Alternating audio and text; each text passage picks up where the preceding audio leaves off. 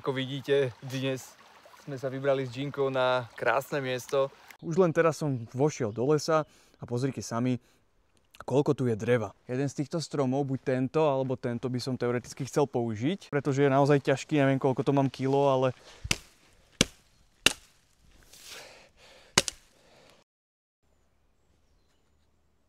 ja si myslím, že fajn.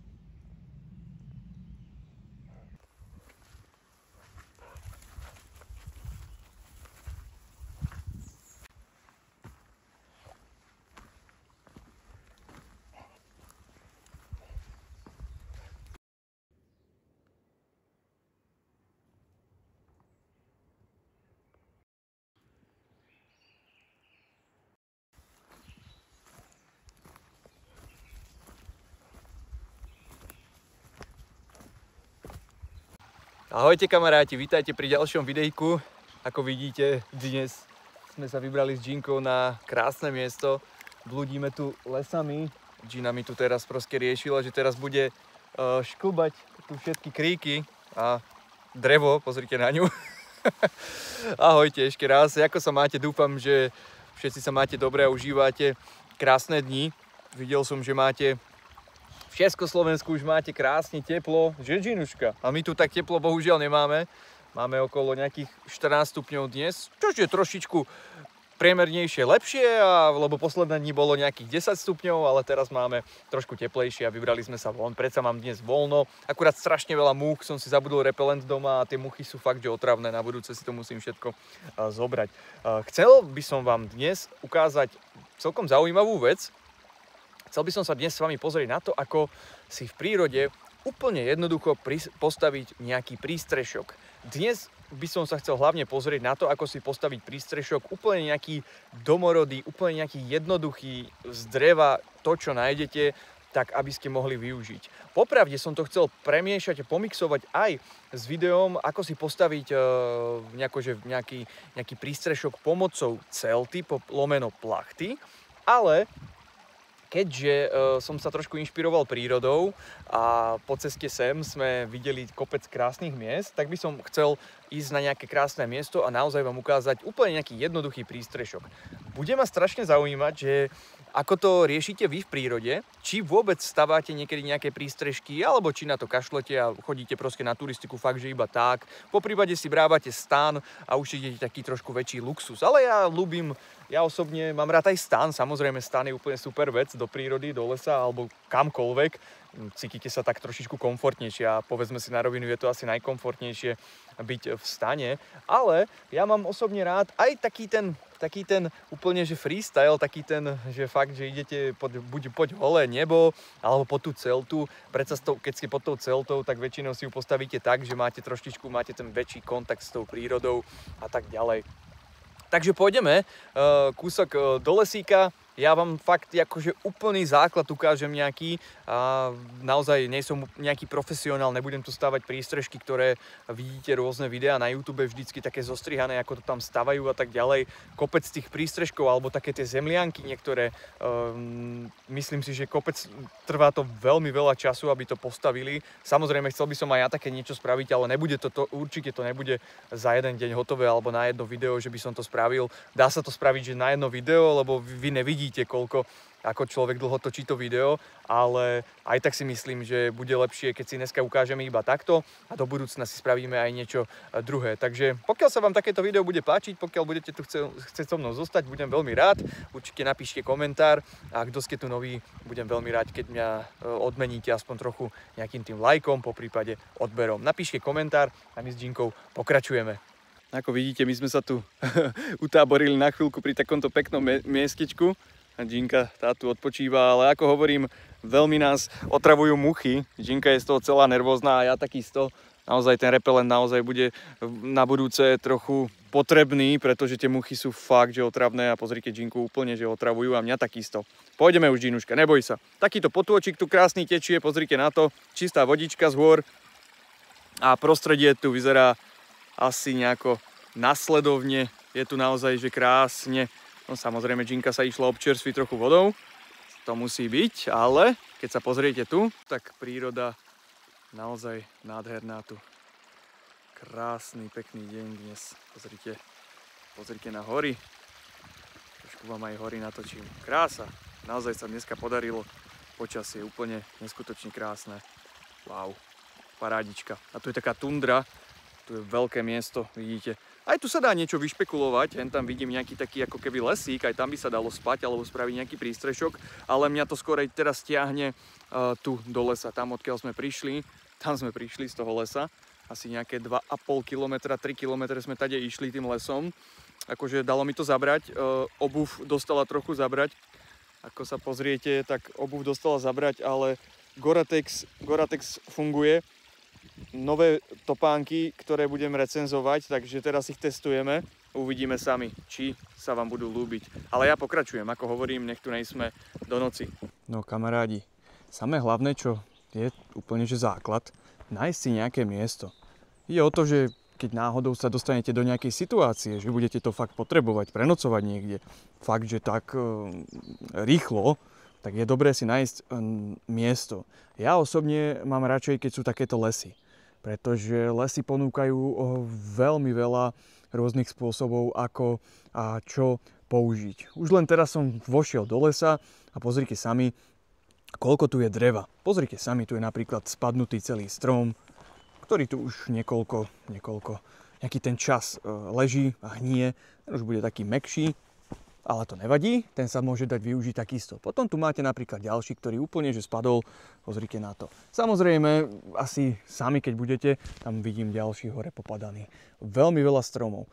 Samé hlavné je to riešiť miesto, nájsť si miesto nejaké, ktoré budete chcieť využiť a potom je druhé začať sa obzerať po okolí. Ide o to, kde to budete chcieť riešiť. Chcete byť chcete byť tu, budeme riešiť miesto tu. Chcete byť niekde inde, pôjdeme niekde inde. Ale hovorím samé hlavné, pomáhať si tým, čo vidíte okolo seba. Mne toto miesto osobne sa páči a to som fakt nešiel ani ďaleko, to sme sa vrátili trošku z tej lúky, z tej tundry a už hneď mi to tu poskytuje niekoľko pekných miest. Je tu fajn, je tu trochu aj závietrie, vidíte, je to hustý taký les, husté stromy a kopec stromov, kopec palíc na zemi, ktoré sa dajú úplne že v pohode využiť na nejaký prístrešok, na niečo úplne že jednoduché, primitívne si spraviť niečo.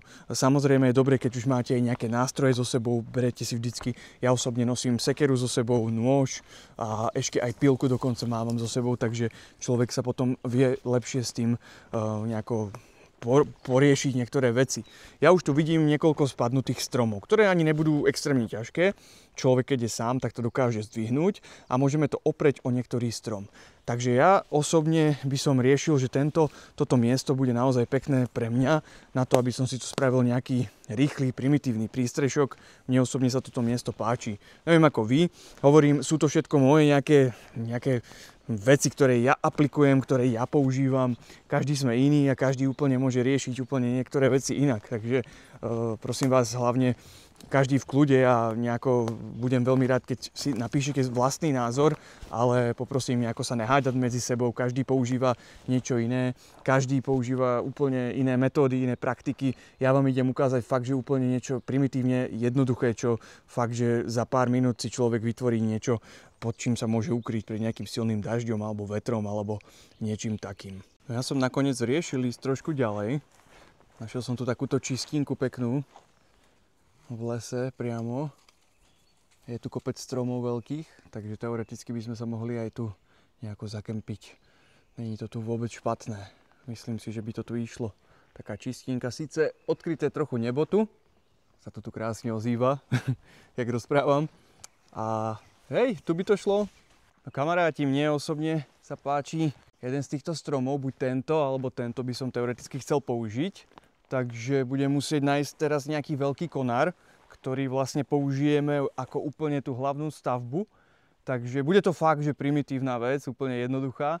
Použijeme tú stavbu tak, že by som chcel nájsť jednu veľkú, fakt, že veľkú nejakú halus, alebo no, rozumiete mi, nejaké drevo veľké, ktoré vlastne položíme týmto smerom takto, napríklad, lebo tu to vyzerá byť celkom rovné, tu je celkom rovinka, tam to ide do kopca a tam to ide z kopca, ale tu je taká čistinka, kde by ste teoreticky si mohli nejako položiť sa, láhnúť si nejako núdzovo, takže naozaj tento strom je asi najideálnejší. Tento by bol už taký, no, neviem si to tu takto celkovo predstaviť, preto asi použijeme tento strom, takže nám teraz bude treba fakt, že nejakú veľkú, hrubú palicu, panohu, halus, alebo ako to povedať, ktorú vlastne takto nejako opreme tu, nejako ju zapevníme, aby bola pevná, ale ja si myslím, že ona o tento strom, keď sa o túto brezu, keď sa opre, tak bude pevná. Takže teraz sa idem do toho pustiť, zhodím si ruksak, pretože je naozaj ťažký, neviem koľko to mám kilo, ale je to fakt, že extrémne náročne nosí to, docela dosť ťažký.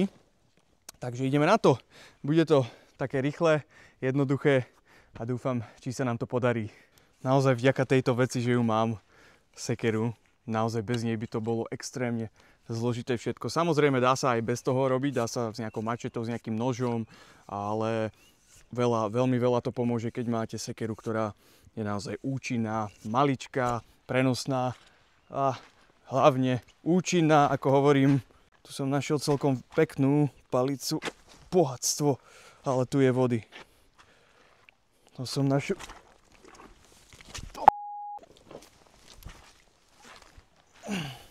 Kamaráti, neviem, či mňa počujete, ale dúfam, že hej. Teraz som sa skoro po kolena, ale nie po kolena. Po kotníky som sa dostal normálne do blata. Úplne mňa to vtiahlo, som nemohol ani nohu vyťahnuť.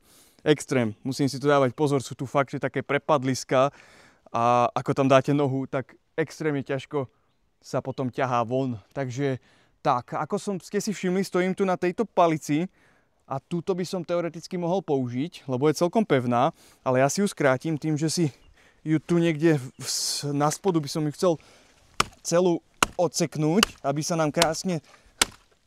Tak, toto máme, teraz ešte tak.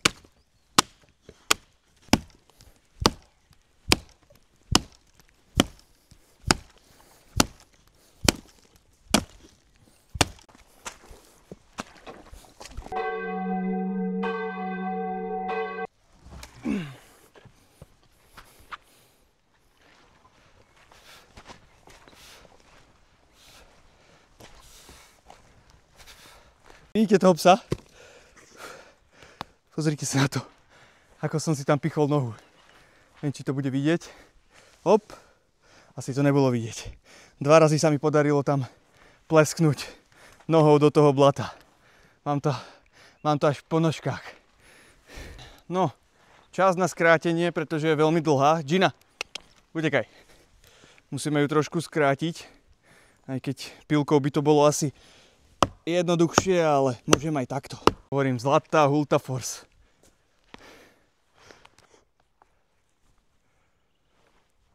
Tak, to by sme mali. Nakoniec som to využil a spravil na tento strom. Bude to fakt taká maličká kajuta, taký maličký pokoj, v ktorom sa dá niečo spraviť. Tak, teraz by to chcelo ešte zo pár palíc, ktoré by sme mohli vlastne použiť na bok a nejako ich vystúžiť. Ja som ju trošku vlastne, ako to povedať, aby bola pružná. Ja som ju trošku tak spravil, tam som ju vlastne zaprel a tu som ju potiahol, takže ona je teraz fakt, že pružná na tom strome, vidíte sami. Je taká trošku krivšia, ale aj sa mi páči, že je vlastne do takého malého účka, takže je to fajn. Čo, Ginuška, páči sa ti? Tam budeš spinkať? Áno? OK. Treba aj trošku doplniť vodičku. Tak som teraz riešil, kamarádi, že trošku spravím oheň, aby to tu trošku zasmrdelo. Je tu strašne veľa hmyzu, takže tým pádom nám bude treba trochu ich odpudiť. Na to spravím oheň, dám tam trošku mokré drevo, nech to trochu čmudí a budem veriť, že trošku ich to odoženie.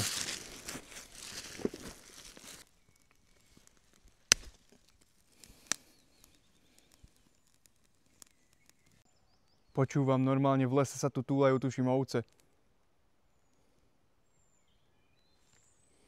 No, prírodný repelent by bol.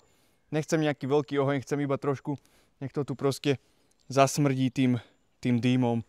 Nech to tu trošku odoženie ten hmyz, lebo to tu je fakt, že dnes extrémne. Teraz pomaličky môžem začať dávať tam, kýdať nejaké halúze. Plne jednoducho to tam proste budeme dávať, ale to asi si túto zlomím. Asi si ju rozrežiem. No kamarádi, tak ja som zistil, že úplne najlepšie bude, keď ho vlastne spravím z jednej strany iba. Aby som teraz robil aj z tejto strany, aj z tej strany, je to zbytočné, pretože keby nám náhodou pršalo alebo fúkalo, tak kebyže fúka od tej strany, tak bude to lepšie. Aspoň z tej jednej strany, aby sme boli krytí. Toto nám tu, neúplne drží. Možno som si mal nájsť trošku lepšie niekde drevo, ale hen tam hore by sa mi nechcelo teraz šplhať. Nevadí, máme teraz toto, budeme pracovať s týmto nejako. Po prípade to nejako pripevniť tam, priviazať. Oheň nám už vyhorieva, ja som fakt spravil iba trošičku, aby to tu zadýmilo. Teraz sa budem snažiť teda vetvičky a halúsky kydať z tejto strany. A aby to bolo taký trošičku, aspoň taký malý úkryt, do ktorého sa dá sadnúť, po prípade lahnúť pre jedného človeka, fakt, že také niečo maličké. Takže pokračujeme, ja to tu takto pekne budem skladať, snažím sa nájsť také vetvičky, ktoré teoreticky tam môžeme použiť. Môžeme používať aj takéto malé, napríklad z tejto strany už. Potom tu už budeme potrebovať také menšie, takže pomaličky, ale isto pracujeme. Južka, čo to tu robíme? Čo? To nesmieš, nechaj mi paličky.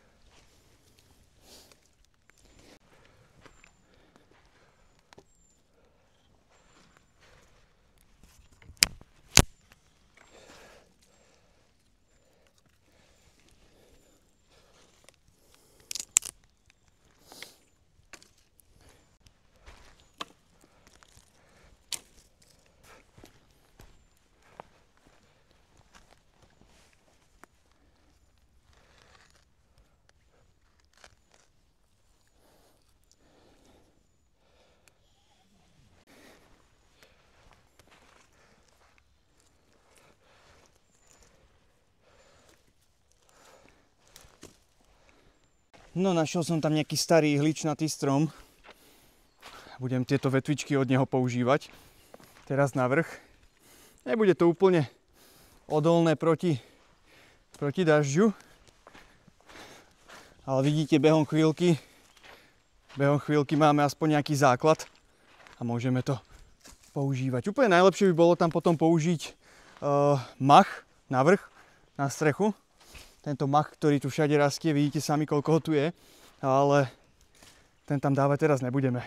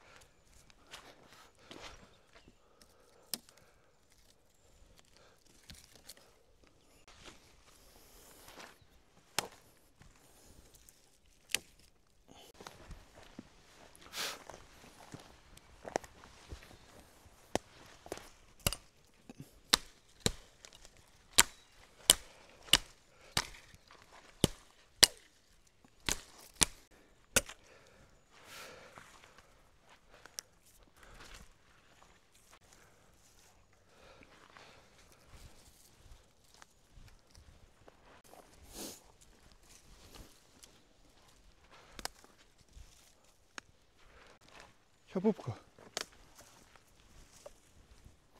Čo ty tam ňucháš?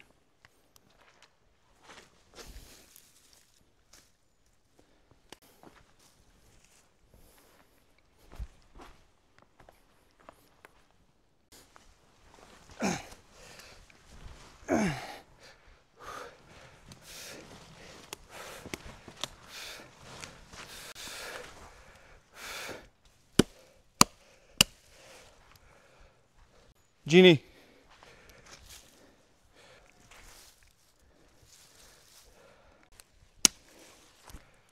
Hodná Ginuška.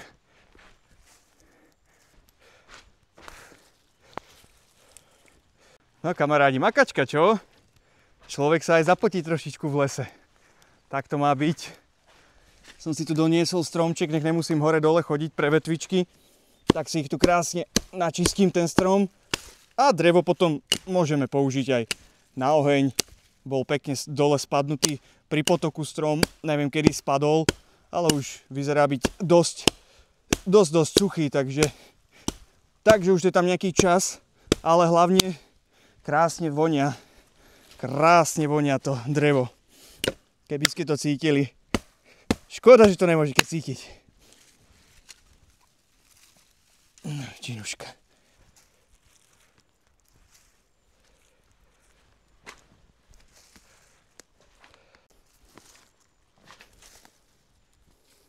Kurník šopa, len mi ten oheň trošku sa zahasil, už to nehorí. Tak normálne sa vyrojili tie muchy zase otravné. To je neskutočné, ako otravujú kurník. Nedajú človeku pokoja, nedajú.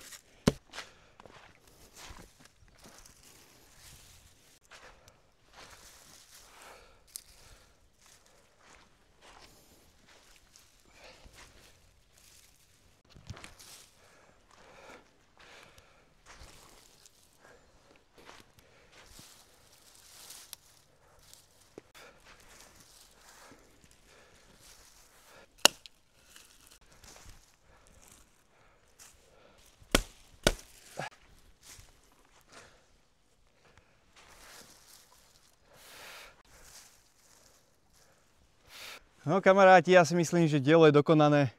Ja si myslím, že sa tu bude dať úplne v pohode nejako prenocovať, po prípade chvíľku sa schovať. Aj keď ono úplne samé najlepšie by bolo ešte použiť tento mach, ktorý vidím na zemi, tak ten krásne povyreziavať a dať ho, naskladať ho na to. Už som sa to aj poranil, ani neviem kedy, vôbec som necítil nič. A naskladať ho nejako na seba a na tú strechu a to vám fakt, že zaizoluje ten domček. Ale aj tak toto stačí, myslím si, že úplne jak na chvíľočku nejaký domček, tak to úplne v pohode postačí na nejaký čas. Muchy sú úplne neúprosne otravné, to je až katastrofa, čo tu tí muchy delajú, ale myslím si, že fajn.